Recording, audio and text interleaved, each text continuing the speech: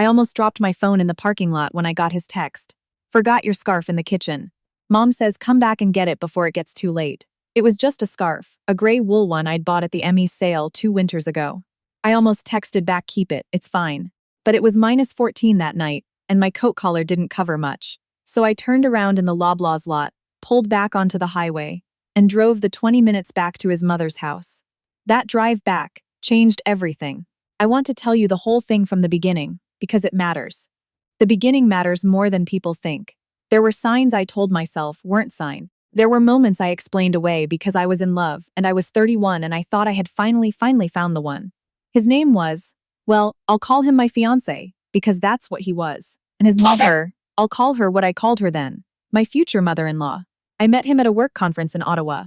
I'm in project management for a mid-sized construction firm based in Mississauga. He was there representing a consulting company out of Hamilton. He was funny and he listened well and he asked for my number before the last day of the conference, and I remember thinking this one is different. We'd been together 2.5 years when he proposed. Simple ring, kitchen table, no big production. I liked that. It felt honest. His family was close-knit in a way mine never was. I'm an only child. My mother passed away when I was 26. A stroke, fast and without warning. My father remarried and moved to Kelowna. We're polite at Christmas. That's the extent of it. So when I saw the way my fiancé's family gathered for Sunday dinners, his mother called just to chat, the way his younger sister would text him random photos of her kids, I found it beautiful. I wanted to be part of it. I should have paid more attention to what I was actually walking into. His mother had a house in Burlington, just off New Street. It was a nice house, 3 bedrooms, a finished basement, the kind of neighborhood where people wash their driveways in September. She'd lived there since the early 90s. My fiancé told me she'd been struggling financially for years, that his father's death had left some debt behind, and that they were working through it as a family. I respected that. I grew up watching my mother clip coupons and pack lunches for both of us, so I didn't look down on people for having lean years. What I did not fully understand at the time was the extent to which I had become the solution to those lean years. I own a condo in the Port Credit area of Mississauga. I bought it in 2018, when prices were high but not yet what they became. It's a 2-bedroom unit on the 9th floor with a view of Lake Ontario. I put 40% down, paid it off in 3 years through careful budgeting and a lot of nights in. By the time I met my fiancé, it was fully mine and worth somewhere around $850,000, conservatively. I also have a healthy RRSP, a TFSA I've been maxing out since I was 24, and no debt. I'm not telling you this to sound impressive. I'm telling you because, as I would later understand, these facts were known to his mother long before I thought she had any reason to know them. I had been careless about it, not stupid, careless. He knew everything about my finances because we were planning a life together. I had no idea how much of that he had shared, or that it was being discussed at the family dinner table in Burlington while I wasn't there. The engagement was in October. The wedding was planned for the following June at a small venue in Niagara-on-the-Lake. 60 guests, ceremony outside, dinner in the barn they'd converted into an event space. I paid the deposit. My fiancé said he would cover the catering, but asked if I could front it and he'd transfer me back. I did. He didn't, for a few weeks, and when I brought it up, he transferred half and said the rest was coming. I told myself it was just timing. People have cash flow issues. That's not a character flaw. His mother started asking me for things around the same time. Small at first. She needed her furnace serviced and was short that month. Could I lend her $400? I did. She needed new winter tires. She'd pay me back after the new year. I said yes. Then the basement was flooding and she needed a plumber, and there were complications, and the whole thing came to $3,200, and she cried on the phone when she told me. And I said it was fine. Don't worry about it. We'll figure it out. By the time I was standing in the Loblaws lot in February with that text about my scarf, I had lent his mother just over $7,000, none of which had been repaid. And somehow I had never once sat down and added that number up out loud. I turned my car around. I wasn't thinking about money that night. I was thinking about the chicken I had in the fridge that I'd been planning to roast, and the episode of the documentary series I'd queued up, and how cold my neck was going to be for 20 minutes before the heater kicked in properly. I parked on the street because their driveway had ice on it, and I wasn't confident in the angle. I walked up the front path. The light in the living room was on. I knocked. We hadn't reached the stage where I let myself in, though we were close. No one answered. I could hear voices inside. I knocked again, louder this time. Still nothing. The door was unlocked. I pushed it open an inch and called out. They didn't hear me over the television. I stepped inside and closed the door behind me quietly, because the cold was brutal, and I didn't want to stand there holding it open. I could see from the hallway that my fiancé and his mother were in the kitchen. His sister was there too, and her husband. They were at the table with coffee, and what looked like papers or documents spread out between them. The television in the living rooms was loud enough that they genuinely hadn't heard me come in. I was about to call out again when I heard my name. I stopped. Not the way you stop when you're surprised. The way you stop when something in your body knows, before your brain does, that you should not move. She has no idea, his mother said. I can still hear the exact tone of it, not cruel, casual. The way you talk about a logistical detail. She's not the type to push back, my fiancé said. His sister said, something I couldn't make out clearly. His mother again. The condo is the main thing. Once they're married, we establish joint tenancy. It takes time, but it's not complicated. I asked my friend about it. She said the cleanest way is to put his name on it right after the wedding, before she has time to think about it too hard. My fiancé said, she'll do it, she trusts me. I was still standing in the hallway. My scarf was on the hook by the door 3 feet from where I was standing. I looked at it. I did not take it. I did not breathe loud enough to be heard. His mother, and the RRSP, that's harder, that stays separate unless she designates him, but the condo is the priority. The equity in that condo gets us everything we need. We clear the debt, we help your sister with her loan, and we have something to work with. His sister's husband spoke for the first time. He had a low, flat voice and he said, she seems like a reasonable person. It probably won't even be a problem. It won't be a problem, my fiancé said. Leave it to me. I want to tell you that I did something brave in that moment. I want to tell you that I walked into that kitchen and said what I had heard and watched their faces, but I didn't. I stood completely still for what felt like a very long time but was probably 30 seconds. Then I reached out, lifted my scarf off the hook as slowly as I could manage, opened the front door, and stepped back out into the cold. I drove home. I don't remember the drive. I remember parking in the underground lot and sitting in the car for a while with the engine off. I remember the fluorescent lights in the garage. I remember thinking about a conversation my mother used to have with me when I was small, about how the things people say when they don't know you're listening are the truest version of who they are. She used to say, don't listen at doors, but if you ever do, believe what you hear. I believed what I heard.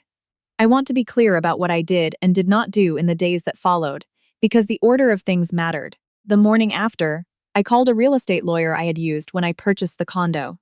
I told her I was getting married and wanted to understand what that meant for my property under Ontario law.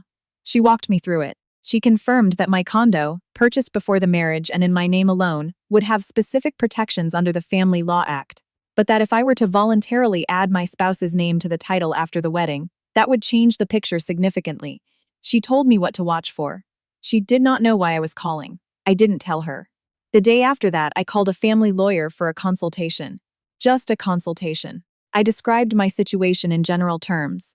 She confirmed what I needed to understand. I did not confront my fiancé. I did not tell him what I had heard. I know people will wonder about that. I wonder about it myself sometimes. But here is the truth. I needed to know first if I was wrong. I needed to make sure that what I had heard was what I thought it was, and not some strange misunderstanding I had taken out of context. So I gave myself 1 week to think. During that week, I went back over everything. Not emotionally. I couldn't afford emotional at that point. Practically. I went through my bank records and totaled up every dollar I had given or lent to him, or his mother since we'd been together. The final number was $11,480. I had never written any of it down because I had never thought of it as money I was owed. I thought of it as taking care of people I love. That is a different thing. I see that now. I thought about whether there was any version of what I had heard that was innocent. I tried genuinely to construct. Maybe they were talking about someone else. But they had said my name.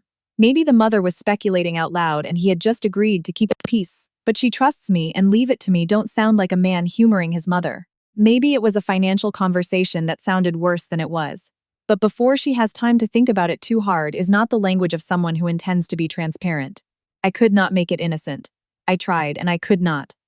On the 8th day, I called my fiancé and I told him I needed to take a step back from the wedding planning.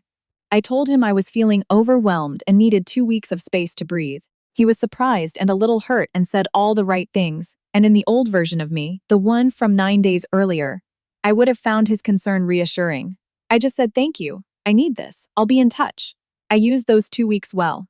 I spoke to the venue in Niagara-on-the-Lake and explained that I was having second thoughts and needed to understand my options. They were kinder than I expected. Given how far out we still were, I lost the deposit but not the full amount. It was a number I could absorb. I transferred my catering contribution out of the shared planning account we'd opened. It had not been touched.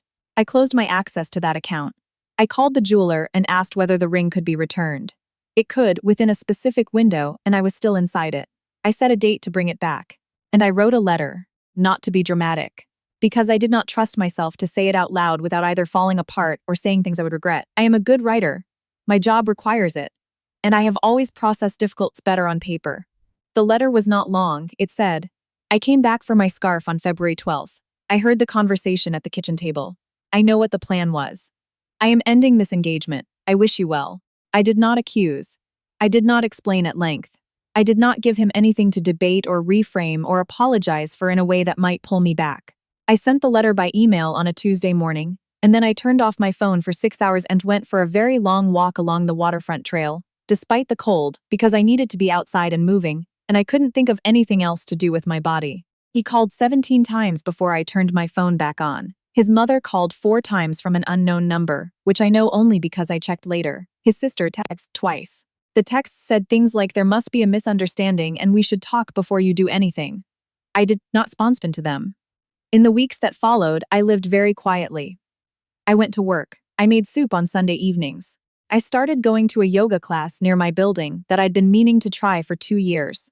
I am not someone who talks about my feelings easily, but I found a therapist in my neighborhood who I saw every 2 weeks, and I told her the whole thing from the beginning, and she helped me understand that what I was feeling, which was not heartbreak, exactly, but something more like a very specific kind of grief for the life I had thought I was living, was real and legitimate, and would pass.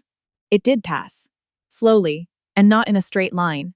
I think about what I might have walked into if I hadn't gone back for that scarf. I think about the version of me who would have stood at that barn venue in Niagara-on-the-Lake in June, in a dress I'd bought at a bridal boutique on Queen Street West, and said the words and signed the documents. I think about how long it might have taken me to see what was happening. Maybe months, maybe longer. People are patient when they want something badly enough. What I know now, that I did not know then, is that the plan had been running alongside our relationship for a long time. He hadn't met me at that conference in Ottawa by accident, exactly. I don't mean he engineered it, but I know now that he had been struggling financially for years before we met, and that when he told his mother about me, about my job, about the condo, something shifted. Not everything he felt was false. I don't think it was all performance, but I also don't think I was ever fully a person to his family. I was a solution. I am not someone who dwells. I have my apartment. I have my work. I have an RRSP that is doing exactly what an RRSP is supposed to do. I have a yoga class on Wednesday evenings that I actually look forward to. I have a clearer sense of what I'm worth. Not financially, though I know that too now, and I protect it, but in the way that matters more. The way my mother knew before I did. My father called from Kelowna when he heard the wedding was off. I hadn't told him the details. He said, I hope you're okay. I'm better than okay. And then we talked for an hour, which is longer than we'd talked in years, and somewhere in the middle of it I started to think that maybe some losses opened doors you didn't know were closed. Last spring, I drove past the Burlington house once. I wasn't going there deliberately. I was visiting a friend in the area and I took the long way. The driveway still had that same angle I'd been cautious about. The front door was a different color. I slowed down, just slightly, and then I kept driving. I didn't feel much. Just a quiet kind of clarity. The kind that only comes after you have done the hard thing and survived it, and realized the hard thing was, in fact, the only right thing there was to do.